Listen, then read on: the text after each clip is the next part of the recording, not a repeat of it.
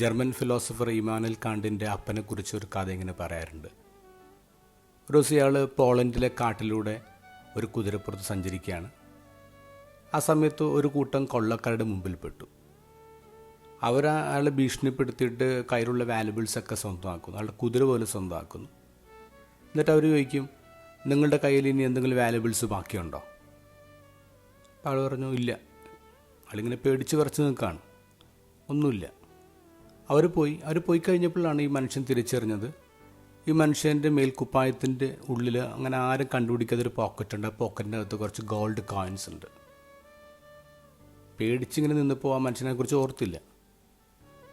അപ്പോൾ അവരുടെ നുണ പറഞ്ഞല്ലോ എന്ന് കരുതി കഴിഞ്ഞപ്പോൾ ഈ മനുഷ്യന് വിഷമമായി.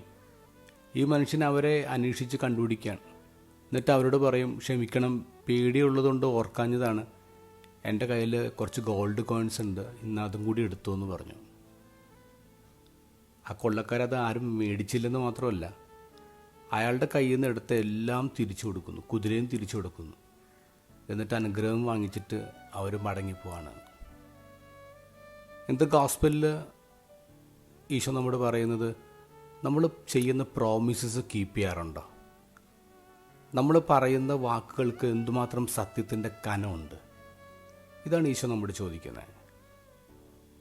വിൻസ്റ്റൺ ചർച്ചിൽ ഇങ്ങനെ പറയാറുണ്ട്, മനുഷ്യർ പലപ്പോഴും സത്യത്തട്ടി വീഴാറുണ്ട്, പക്ഷേ ഭൂരിഭാഗം പേരും ഒന്നും സംഭവിക്കാതെ മാതിരി പൊടിയും തട്ടങ്ങ് എഴുന്നേറ്റ് പോകും.